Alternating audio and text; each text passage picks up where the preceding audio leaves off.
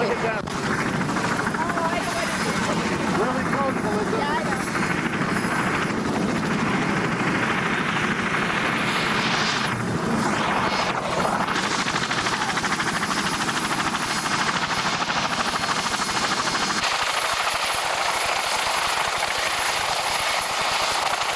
So can you tell me your name and what it is you're doing?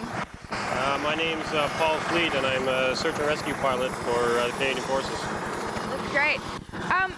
What kind of training is involved in doing this kind of work? Well, there's basic military training, which includes the basic officers course and French training and survival courses, which the pilots do a little later. And then there's basic flight school, which takes about 3 months, and moose jaw, which takes about a year, and then a helicopter course, which is about 3 months, and a type course for this particular airplane, which is probably about 2 months. So all told, from the time you join to the time you're flying on the unit, it's probably anywhere from 2.5 to 3 years. You must really enjoy it. Have you had a lot of missions since you've joined? Sorry. I've had a fair number. I've been doing this job on the squadron for about 4.5 years now. I'm sorry, I didn't hear you. For about 4.5 years. What kind of things are you expected to be able to take care of it? You know, what kind of things do you do? In the Maritimes here, we do a lot of marine SAR, which means we're quite often responsible for airlifting injured seamen off of vessels, responding to various marine distress in terms of sinking or boats taking on water. We also do air-related incidents if there's an aircraft missing. Medevacs are quite big in the Maritimes, although the helicopter doesn't do as much of them anymore as they used to. But that's hospital-to-hospital medevacs. And the other types of things we could do is looking for lost hunters or lost kids or something in the woods, that type of idea. We call that humanitarian.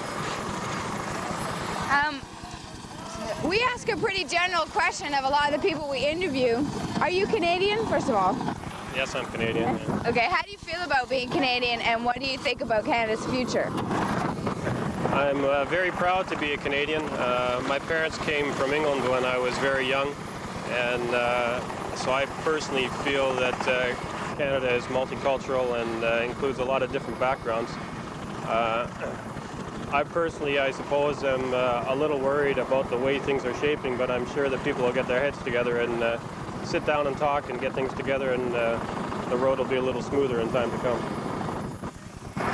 Can you tell me about one or two missions that stand out in your mind that you weren't maybe necessarily a part of, but that your organization was a part of, some kind of rescue mission that was really quite astounding?